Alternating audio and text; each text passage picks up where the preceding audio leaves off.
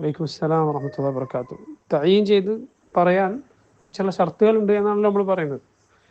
ചില ഷർത്തുകൾ പാലിക്കപ്പെട്ടാൽ മാത്രമേ തഈന ചെയ്ത് തക്ഫീർ പാടുള്ളൂ. ഈ ആളെ കാര്യത്തിൽ ആ ഷർത്തുകൾ പാലിക്കപ്പെട്ടിട്ടുണ്ട് എന്നാണ് ഞാൻ വിശ്വസിക്കുന്നത്. അതുകൊണ്ടാണ് ഈ ആളെ കാര്യത്തിൽ അങ്ങനെ എഴുതിയിട്ടുള്ളത്. അതേസമയം എല്ലാവരുടെ കാര്യത്തിലും സുന്നി സമസ്ത എന്നറിയപ്പെടുന്ന അതിൽ പ്രവർത്തിക്കുന്ന എല്ലാവരുടെ കാര്യത്തിലും ആ ഷർത്തുകളൊക്കെ പാലിക്കപ്പെട്ടു, അവരൊക്കെ കാഫിറുകളാണ് എന്ന് നമുക്ക് വാദം ഇല്ല. ഇയാളെ കാര്യത്തിൽ പാലിക്കപ്പെട്ടിട്ടുണ്ട് എന്നതുകൊണ്ടാണ് ഞാൻ അങ്ങനെ എഴുതിയത്. അതേസമയം ചില തുല്ലാബുകൾക്ക് ഇയാളെ കാര്യത്തിലും അത് ആ ഷർത്തുകൾ ഇനിയും ആകേണ്ടതുണ്ട് എന്നിട്ട് പറഞ്ഞാൽ മതി എന്ന വിശ്വാസം ഉണ്ടാകും. അതിൽ കുഴപ്പമൊന്നുമില്ല. അത് ഒരു വ്യക്തി അങ്ങനെ പറയുന്നതിൽ അഭിപ്രായ വ്യത്യാസം ഉണ്ടാകുന്നതിൽ പ്രശ്നമൊന്നുമില്ല. അങ്ങനെയുള്ള തുല്ലാബുകൾക്ക് അവർ വലിയ അബദ്ധത്തിലാണെന്നും നമുക്ക് വാദില്ല. പക്ഷെ എന്നെ സംബന്ധിച്ചിടത്തോളം ഞാൻ എൻ്റെ കാര്യമാണ് പറയുന്നത്. ഇയാളുടെ കാര്യത്തിൽ ആ ഷർത്തുകൾ പാലിക്കപ്പെട്ടിട്ടുണ്ട് എന്നതുകൊണ്ടാണ് ഞാൻ ഇയാളെ പറ്റി അങ്ങനെ എഴുതിയത്. അസ്സലാമു അലൈക്കും വറഹ്മത്തുള്ളാഹി വബറകാതുഹു. സഹോദരന്മാരെ, നിങ്ങൾ കേട്ടത് സമസ്തയിലെ ഗ്രാൻഡ് മുഫ്തി കാന്തപുരം അബൂബക്കറിനെ പേരെടുത്ത് പറഞ്ഞ് തക്ഫീർ നടത്തുന്ന നിയാഫിന്റെ ശബ്ദമാണ്. കുറെ കാലങ്ങളായി ബഹുമാനപ്പെട്ട നമ്മുടെ ദാഇയായ അബ്ദുറഊഫ് നദ്വിയെ സംബന്ധിച്ച് മുഹ്സിനും അവന്റെ കൂടെയുള്ള ചില ആളുകളുമൊക്കെ നദ്വിക്ക് അഖീദയിലും മൻഹജിലും പിഴവ് സംഭവിച്ചിരിക്കുന്നു, നദ്വി ഖാളിയെ കാഫിറാക്കിയിരിക്കുന്നു എന്നൊക്കെ ഫത്വ നൽകുകയും പൊതുവേദികളിൽ പോലും അപ്രകാരം സംസാരിക്കുകയും ചെയ്യുന്നതായിട്ടൊക്കെ ശ്രദ്ധയിൽപ്പെട്ടു. അയലക്കാട് വെച്ച് നടന്ന മസ്ലഹത്ത് യോഗത്തിലാണ് ആദ്യമായി നദ്വിക്ക് അഖീദയിലും മൻഹജിലും പിഴവ് സംഭവിച്ചിരിക്കുന്നു എന്ന് മുഹ്സിൻ പറയുകയും നിയാഫും മുഹ്സിനെ പിന്താങ്ങുന്ന ചില ആളുകളുമൊക്കെ അത് അംഗീകരിക്കുകയും ചെയ്തത്. അന്നു മുതൽ അബ്ദുറഊഫ് നദ്വി ചോദിച്ചുകൊണ്ടിരിക്കുന്ന ചോദ്യമാണ്, ഞാൻ എവിടെയാണ് ഖാളിയെ കാഫിറാക്കിയത്? എനിക്ക് എവിടെയാണ് അഖീദയിലും മൻഹജിലും പിഴവ് സംഭവിച്ചിരിക്കുന്നത്? അത് കാണിച്ചു തരണം, പറഞ്ഞു തരണം. എന്റെ പ്രസംഗത്തിലോ എഴുത്തിലോ അങ്ങനെ വല്ലതുമുണ്ടെങ്കിൽ കാണിക്കണം എന്ന് പറഞ്ഞിട്ട് ഇന്നേ വരെയും അത് തെളിയിക്കുവാൻ മുഹ്സിനോ മുഹ്സിന്റെ കൂടെയുള്ള ആളുകൾക്കോ സാധിച്ചതായിട്ട് എനിക്ക് കാണുവാൻ കഴിഞ്ഞിട്ടില്ല.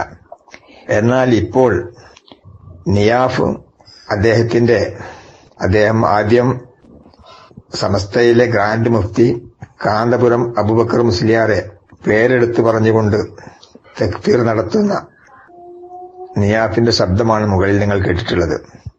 അത് ആദ്യം വരമൊഴിയായി ഇറക്കിയ ഫത്വ സ്വന്തം അണികൾ തന്നെ ചോദ്യം ചെയ്തപ്പോൾ അത് ശരിവെച്ച് നിയാഫ് നടത്തിയ വാമൊഴിയാണിത്. സഹോദരന്മാരെ, ഇവിടെ ചില കാര്യങ്ങൾ എനിക്ക് ചോദിക്കുവാനുണ്ട്.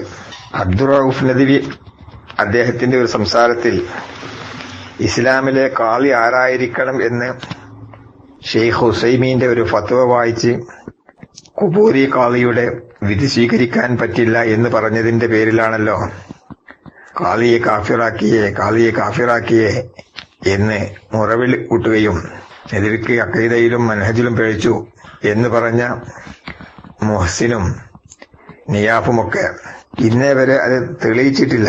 ഇപ്പോൾ നിയാഫിന്റെ ഈ ഫത്വ കാന്തപുരം കാഫിറാണ് എന്ന് പറഞ്ഞത് എന്തിന്റെ അടിസ്ഥാനത്തിലാണ് എന്ന് തെളിയിക്കേണ്ടുന്ന ബാധ്യത നിയാഫിനുണ്ട്. ഒരാളെ കാഫിറാണെന്ന് വിധി പറയുവാൻ ആർക്കാണ് അവകാശമുള്ളത്? അതിനുള്ള യോഗ്യത എന്താണ്? അതിനുള്ള ഷർത്തുകൾ പാലിച്ചുകൊണ്ടാണോ നിയാഫ് കാന്തപുരത്തെ കാഫിറാക്കിയത്?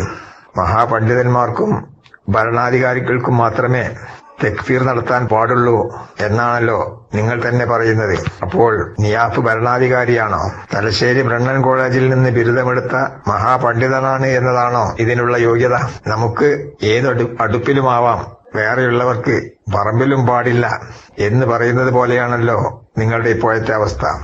നിയാഫിന്റെ കാന്തപുരം കാഫിറാണ് എന്ന ഫത്വ വന്നതിന് ശേഷം നദ്വിക്കെതിരെ ഫത്വ പുറപ്പെടുവിച്ച മുഹ്സിൻ എന്തേ നിയാഫിന് അഖീദയിൽ പഴിച്ചിരിക്കുന്നു, അല്ലെങ്കിൽ മൻഹജിൽ പഴിച്ചിരിക്കുന്നു എന്ന് പറഞ്ഞില്ല?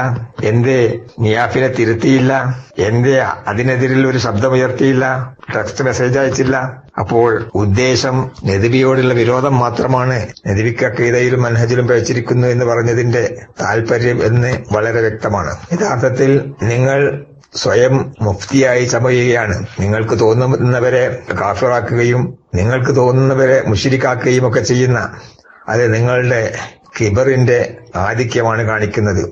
മറ്റൊരു പണ്ഡിതനെയും അംഗീകരിക്കാൻ കഴിയാതിരിക്കുകയും മറ്റൊരു പണ്ഡിതന്റെ കീഴിൽ പ്രവർത്തിക്കാൻ കഴിയാതിരിക്കുകയും ചെയ്യുന്നതിന്റെ ഫലമായിട്ടാണല്ലോ നിങ്ങൾ അയലക്കാട് വെച്ച് നമുക്ക് വേറെ വേറെ പ്രവർത്തിക്കാം എന്ന് പറഞ്ഞത്. യഥാർത്ഥത്തിൽ ഇപ്പോൾ നിങ്ങൾ ചെയ്തുകൊണ്ടിരിക്കുന്നതും അത് തന്നെയാണ്. യഥാർത്ഥത്തിൽ ഇത് നിങ്ങളുടെ കിബറിന്റെ ആഴമാണ് യഥാർത്ഥത്തിൽ കാണിക്കുന്നത്. നിയാഫിനോട് ഞാൻ ഒന്നുകൂടി ചോദിക്കട്ടെ, കാന്തപുരം അബൂബക്കറോ അനുയായികളോ നിയാഫിനോട് എന്തടിസ്ഥാനത്തിലാണ് കാന്തപുരത്ത് അല്ലെങ്കിൽ അവരുടെ മുഫ്തിയെ കാഫിറാക്കിയത് എന്ന് ചോദിച്ചാൽ അവർക്കും കൊടുക്കുന്ന മറുപടി വരൂ നമുക്ക് ഉലമാക്കളിലേക്ക് മടങ്ങാം, ബാക്ക് ടു ഉലമ എന്നായിരിക്കുമോ? നിങ്ങളുടെ മുഴുവൻ ചെലവും ഫ്ലൈറ്റ് ടിക്കറ്റും വിസയും എല്ലാം ഞങ്ങൾ വഹിക്കാം, വരൂ എന്നായിരിക്കുമോ? അതും കൂടി അറിയാൻ താല്പര്യമുണ്ട്. വേണ്ടി വന്നാൽ കൂടുതൽ കാര്യങ്ങൾ പിന്നീട് സംസാരിക്കാം ഇൻഷാ അല്ലാഹ്.